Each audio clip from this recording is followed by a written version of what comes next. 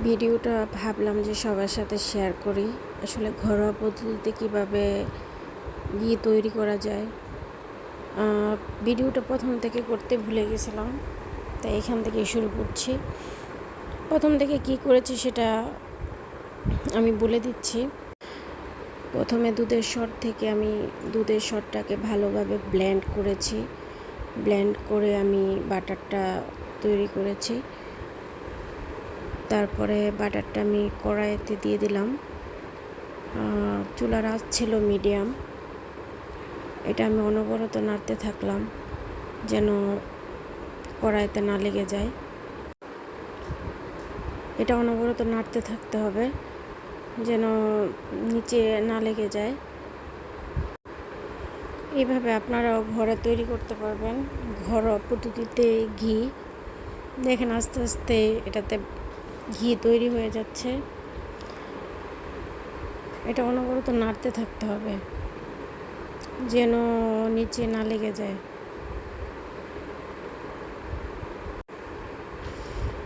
আসলে এটা তৈরি করতে অনেক ভালো লাগে।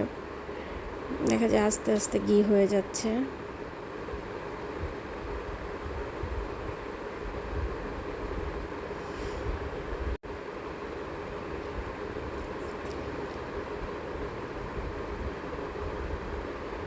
আপনারা সবসময় চুলার আঁচটা মিডিয়াম আঁচে রাখবেন।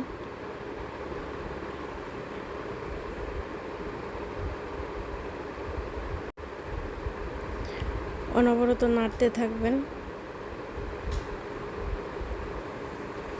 আস্তে আস্তে ঘিটা ফুটে উঠবে।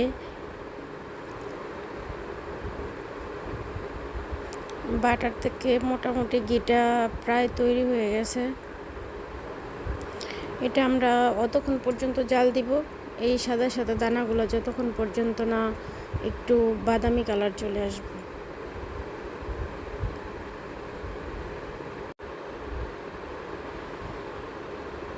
এটা প্রায় 1.5 ঘন্টার মতো লেগেছে আমার টাইম। আমার এখানে বাটারও ছিল অনেকটা পরিমাণ।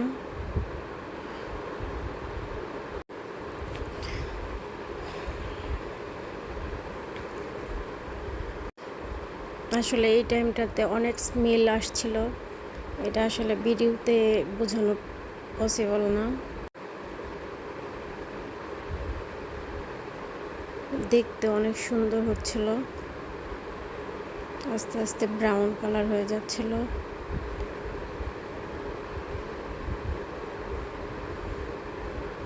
নিচে একটু দানা দানা পড়তেছিল।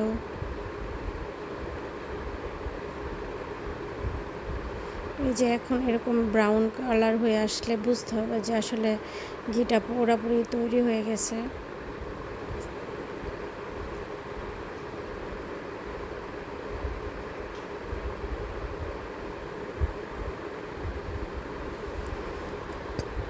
মোটামুটি আর 1 মিনিটের মতো টাইম লাগবে।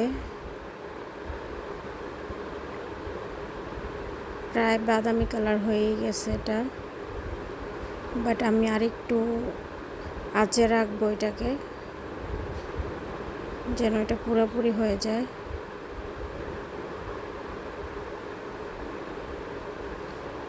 এই যে মোটামুটি হয়ে গেছে আমার এটা। আমি এখন চুলাটা অফ করে ফেলবো। যে অলরেডি আমার ঘিটা হয়ে গেছে একদম পারফেক্ট।